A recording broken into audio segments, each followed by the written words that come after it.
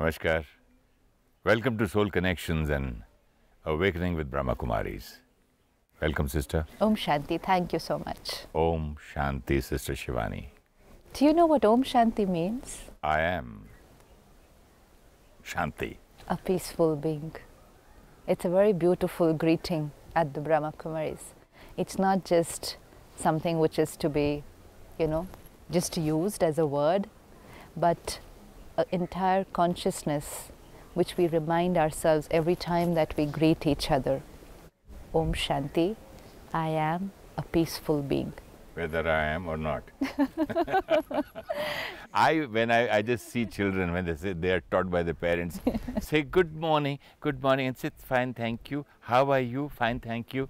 Whether they are fine or not, they have to say fine, thank you. Have you ever heard anybody say, I'm not fine, no thank you? Maybe 1% out of 1,000 people or 20,000 people. Yeah, but like every child is taught from the beginning, just say, uncle, how are you? I'm fine, thank you, whether you're fine or not. True, which is true. So why? Even by children, look at us today. Huh. Where we say good morning, good evening. If you say, if you see in the company corridors early in the morning, everybody's walking past each other and they're saying good morning, and the other person from there just replies morning. So the thought is not there, what are we doing? He doesn't even know. No, because good morning means I need to create a thought first, that I wish that your morning is Good. beautiful today. So it's thought energy with word energy, that's a greeting. But I could be thinking something else. In fact, I could be thinking what I'm going to do because of which your morning is going to be quite miserable today, if I'm going to take some action in the office. And the words are good morning. And then we're saying why relationships are not working. Because thoughts and words are not in harmony. Yeah. But Om Shanti, even over here sometimes it happens, when someone is upset and angry, and yet they can say, okay, Om Shanti. But that's a meaningless thing. I am a peaceful being. Get into that consciousness, create that thought, and then use the greeting. And this applies for any kind of communication. It's only then when we keep checking these thoughts and words, our relationships will become very smooth. This is a big conflict where we think something else and say something else. The relationships don't get built on a strong foundation. It's very beautiful to be able to keep a clean flow of energy where whatever you think, you can say it. And if you can't say it, then you shouldn't be thinking about it. Don't do things mechanically. Sometimes we become very mechanical, even with our words and our behaviors, and then we're not exchanging the right energy with each other. Today's all social parties, social gatherings and meetings are all mechanical. So then we cannot say, why is the relationship not strong? It's not built on the right foundation. So can't we have a mechanical relationship? If it's a mechanical relationship which doesn't have the right flow of energy, then the smallest situation, the slightest word, and the relationship will collapse. Let's say I have a relationship with you which is not strong, which is not set on the right energy. Some third person will come in and say, do you know what he was saying about you? And that's it, it's gone. Just one sentence is enough for trust, faith, respect, love, and the whole list to vanish. Because it was only in words, and it can just collapse like that, and that's why relationships are so fragile today. Relationships are fragile today. They have relationships on Facebook and internet today. Did you read the papers the other day? One woman from India had just gone to Pakistan, crossed the borders, just relationship on internet. Yes, it's a very big new Relationship on internet. Yeah, it's a new dimension that we have got to our relationships today, because probably we're not being able to have healthy relationships when we are one-to-one, so we'd rather do it using technology.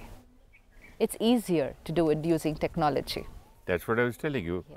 Mechanical. But at the same time, technology is making our strength, our emotional strength, weaker. See what happens, we've seen a lot of children today who are not able to adjust with people. But they're very good with people on the net. They cannot handle pressure here when they are with people, but they're very good talking to people over Facebook and other networking sites. So what happens, the more they feel they're successful on technology, the more they withdraw from actual people and sit with technology. Today, the kind of relationships we have because of technology are actually fragile, and they make me weak. We have to see people, not even children, everyone, the way they're dependent on technology. You post a message on your Facebook. Within 5 minutes, you'll be waiting there to see what other people have to say about you. It's a dependency. And then when you start reading what they have written in response to your messages, then a slightest word, which is not what you would want it to be, gets you upset. You're so hurt. You're hurt. So basically, your vulnerability is increasing. You are making yourself weaker and weaker when you're making yourself dependent on the opinion of so many people. And yet at the same time, you are spending more time with this than what you are spending with actual people in interactions, because you find this easier to control. If I am with you and you say something to me and I get hurt, it becomes difficult for me to manage my reaction here. But if I am on the internet and you say something to me and I get hurt, you won't come to know my reaction. Right? But then what happens, I start getting more comfortable with that internet and with people on the net, and I withdraw from these real life interactions. That's because easier. this is difficult. Yeah, this is difficult. But the more I withdraw, the weaker I get. The lesser I use my strength, the weaker it gets. So it is okay to use technology for once in a while, but if we're going to make that the foundation of our relationships, then we're only reducing our emotional strength. But sister, you see every child, I won't even say every third child, all these kids, girls and boys, they are in love with each other on internet or Facebook and creating a mess out of their life. Again, we will claim that we are in love. We even think that we are in love. But it needs to be checked whether that's really love and whether I am experiencing what I want to experience. Sometimes when we get attached to someone, what happens is we create a very ideal image about them on the screen of our mind. And once we create that ideal image, we lose our own thinking in that image. Our thoughts and feelings are with that image that we have created on our mind. And then we tend to think of them very often, and we think this is love. It's attachment.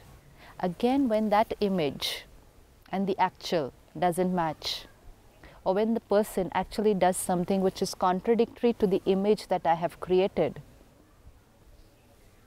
then my state of mind gets disturbed. So we have to understand what is actually love. And am I mixing dependency, attachment, obsession, and saying it's love? What is the difference between obsession and love? What's the difference between obsession and love? It sounds as the same thing. I'm just asking you because people, a lot of girls, they say, I have an obsession, passion, I love so and so. I have an obsession, an infatuation, an attachment for so and so.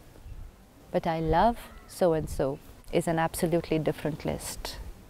So one is I'm attached to an image that I have created, and using that image, I'm creating a certain kind of thought and feeling. And then I always am dependent on that image to be able to create those thoughts and feelings. So it's another dependency that I've got. Sometimes we also think when we are in love, when let's say we're very comfortable with someone. If I'm very comfortable with someone and I can open up with someone some things about myself which I probably haven't opened up to the rest of the world, or which I haven't opened up to many people around me. And just because I can open up, I heal myself while opening up. Because when we share something with someone, we're able to heal ourselves. It's like therapy. And then because I'm comfortable and I heal myself, while sharing with somebody. And healing means coming back to our core self. When you share something with anybody, you heal yourself or reaffirm or confirm? No. See, many times I myself am not aware of how to handle situations and I'm in pain. But when I share with someone, while sharing, I'm able to come up with the solution. If I've kept some emotional blockages there, that blockage sometimes gets cleared only if I share it with somebody else. But I've probably never been able to share it with anyone. But in the last episode, in the mother, daughter and mother-in-law, you discussed, you said that when the daughter comes home and complains about her mother-in-law to the mother and about her husband and all that, it sends all wrong vibrations to the mother-in-law and the husband. And if I say, okay, you're so right, and your parents, your in-laws are very, very wrong, and I'm confirming and reconfirming, affirming. That was a different thing. That was if somebody shares what they're going through and the other side reaffirms and says that yes, you are right, the other people are wrong, then they're adding pain to the pain.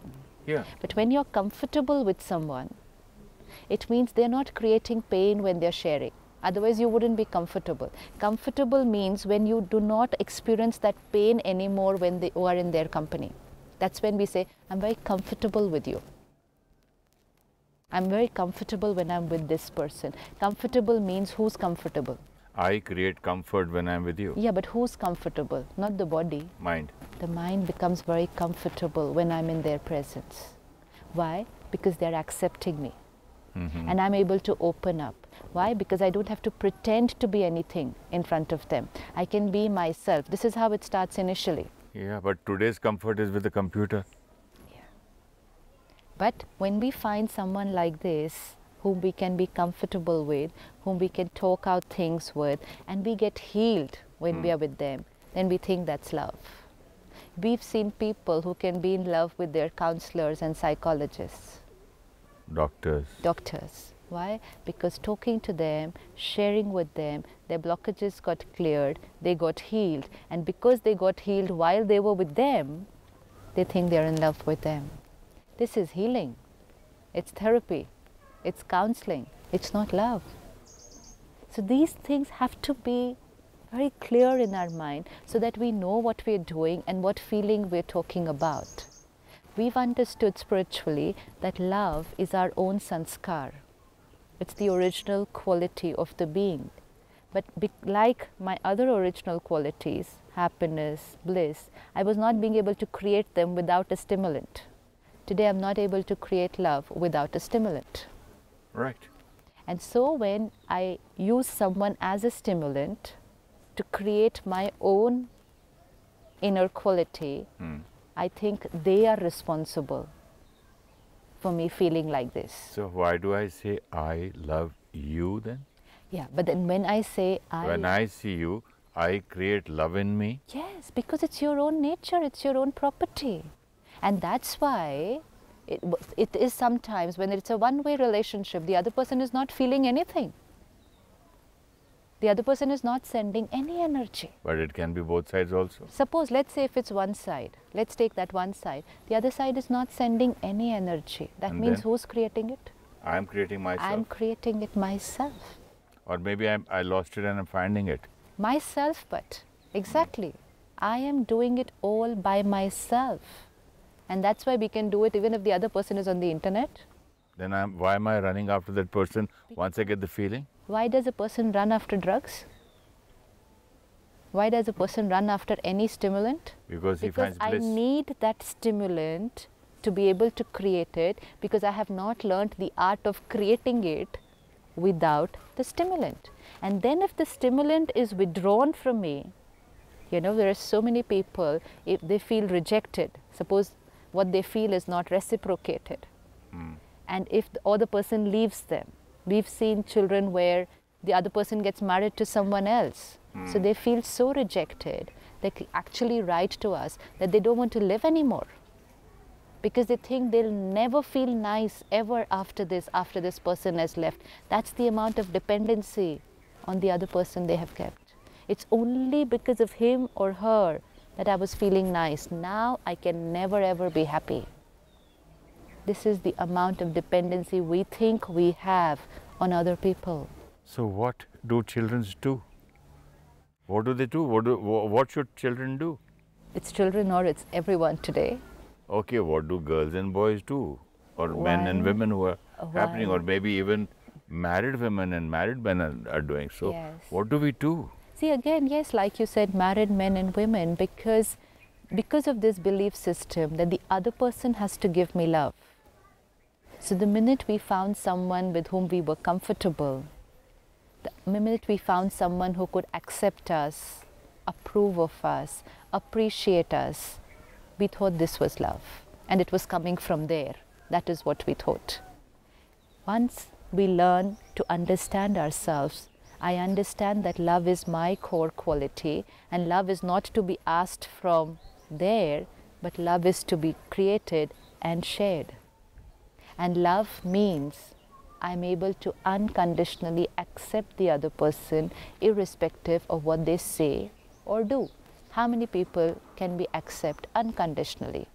Even if I take one name, that so-called one name, whom I think, okay, I love this person, am I able to unconditionally accept them? I told you last time, I can't even unconditionally accept my own self. Oh yeah, we definitely don't love ourselves today. Otherwise, we wouldn't be inflicting so much of abuse on our own self. You don't abuse people whom you love. We abuse ourselves today. We hurt ourselves today. So definitely, that's all because we don't love ourselves. All kinds of abuse, drug abuse, alcohol abuse. You abuse yourself, guilt, Right. jealousy, So- anger, all that is abusing yourself. Everything. It's inflicting emotional abuse on yourself. So today, let's just sit back and ask ourselves, I love someone. What does it mean to me? Does it mean they should do this, they should be like this, they should appreciate me, they should do this for me, whether subtly or physically, in terms of what they should do or how they should feel? Long list of what he Long should do or list. she should do. And that long list will never remain the same. And that's why it happens. Initially, one person can go on appreciating you, accepting you, approving of you. Finally, something will happen with which their appreciation might change. Their acceptance can get affected, and then I get hurt. And then I say to them, now you don't love me anymore. Why? Just because they didn't accept something about me? Such a common line. You don't love me anymore is such a common line. Because I thought you are supposed to accept me. That is love. But love is supposed to be, I accept you. You know, like for respect, people are supposed to respect both me. of us respect each other or accept each other? Or Cannot, why only I accept you? because you're not in my control. I can only see what I can do. But both are eyes, no? Yeah, but you will see your eye, and Yeah. I will see mine. I here, I there. Yeah, but you know, otherwise we can be saying, I thought you loved me, but you don't anymore. Can't go on like that. It will only send negative energy between two people. I have to only check, do I love people around me? And if yes, what does it mean? And it means selflessly being there for them. Absolutely. Unconditional forgiveness. Not getting hurt for the smallest of things. We think love means smallest word and I get hurt. And I think that's sign of love. Sign of perfection. Attachment. Very strong attachment. And that's why if you see people who claim that they are in love, most of the time are hurt about something or the other about each other. If they constantly hurt, sister, how can they emote anything else? Exactly. They will only transmit hurt to each other and pain. Like last time you said that if I'm in pain, how can I respect anybody or love anybody? So if I'm hurt 24 hours, what am I going to give the world? Exactly. And then we created a belief system that I love you so much that it hurts. And people said, wow, yeah, it's true. I agree. And justified their pain and their hurt. I love you so much that it hurts. Well, yeah, it's a very common line which the youth of today are using. And they're very proud of it because that gives them the permission To drink, smoke. and to create pain And then they call it, this is love, I am in love. So this has to be understood. Just check for ourselves. You mean to say they enjoy creating pain in themselves? They've justified it, no? It's justified. And you think it's a sign of love that you're hurt. Justified. You justify your emotions and you think this is love just because you're in pain. And they're saying the more the pain, I think that's so much of love. So this has to be checked. It has to be selfless kindness, unconditional forgiveness. Can I unconditionally forgive? And limitless compassion. Absolutely, how much ever the other person. How can you use the word, sister, forgive? Unconditionally forgive. Forgive means acceptance. Forgive means once you know that it is not right, I have forgiven you, so there is no condition or unconditionally there. Yeah, but you know what happens? We tend to get affected. The more attached we are to somebody, we tend to get affected by the smallest words. Sometimes I ask people, who are the people whose words and actions affect you or disturb you? So they say, oh, the only people who are the closest to us. Now actually, look at the irony. The people closest to us are supposed to be the people whom we love. And actually the people closest to us seem to be the ones who are creating the hurt. How can hurt and love be together? No, but isn't it a fact that people might say anything to me, but if my husband says anything, I'll cry. Yeah. You, at least not you, you too, Brutus, you read it in those old Shakespeare dramas also. If you love your spouse, then you cannot create hurt over the smallest or biggest of situations. Because she will say, at least not you, I didn't expect this from you. Exactly. At that time, I have to remember this is attachment, not love. And love means I wouldn't get hurt. The more I can remain stable in a particular relationship, the more tell yourself, this is love. Check it there. This is it. And if the more I increase my stability, the more my experience of love in that relationship is increasing. But I think not the other way around, that the closer the people. I don't understand, or maybe I do not agree with this. I do get hurt by the people whom I love, who are close to me. If the world says anything to me, I don't mind. But if the closest friend or my closest person, So then that's I will not definitely love. feel bad about That's it. not love. That's attachment to an image that this is how you should speak to me. And now that you haven't done this, I am hurt. So it's attachment and ego, not love. So we need to check. And so need to practice. If I claim to myself that I love so and so, then I cannot get hurt.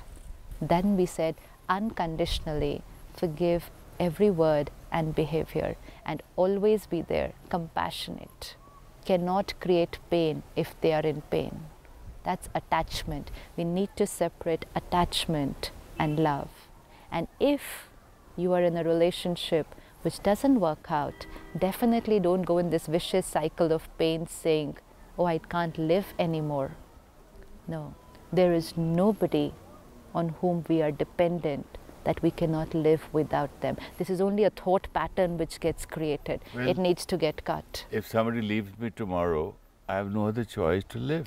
Yeah, but the quality of living, you know, children going into depression, children having to see a psychiatrist. It's only because, one, I think my happiness is dependent on them, I can't live without them. Second, rejection. I'm no good. That's why they left me. And third, my self-esteem was dependent on them, and without them, I cannot be fine. And so they go into that cycle of negative thoughts. And then we say, this is love. And people actually write emails saying, please tell us how can we get them back. Let's send love. A loving meditation to all the people who are running after those computers and Definitely. not understanding what is love. Sister, when you said, I want him back or her back, I need to speak to you in the next episode about this. There are people who do black magic and they say, okay, I'll get him back for you or get her back for you. You pay me so and so. And a lot of things about jealousy and success. Till then, a small meditation. Thank you.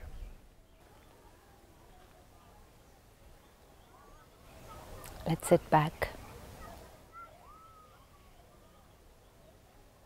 I, the being, conscient energy.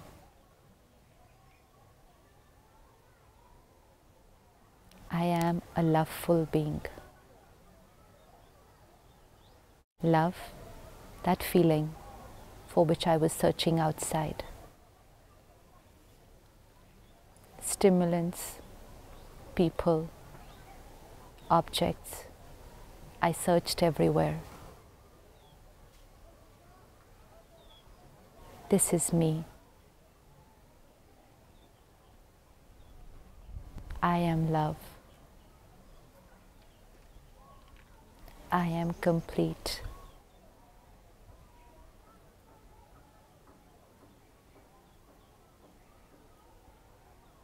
As I experience this, I understand that it's my property which I transmit to people around me. It's a feeling which I transmit to souls around me. It's not something which I want, ask for, or dependent on. It's my natural sanskar. And I can create this in the presence of everyone, because this is who I am.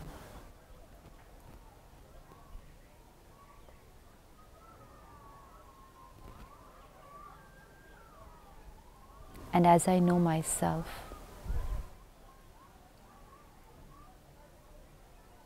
I send vibrations of love to all the souls and relationships around me. I send vibrations of love to souls all over the world,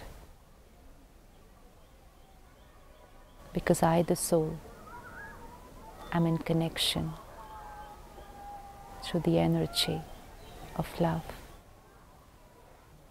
Om Shanti. Om Shanti.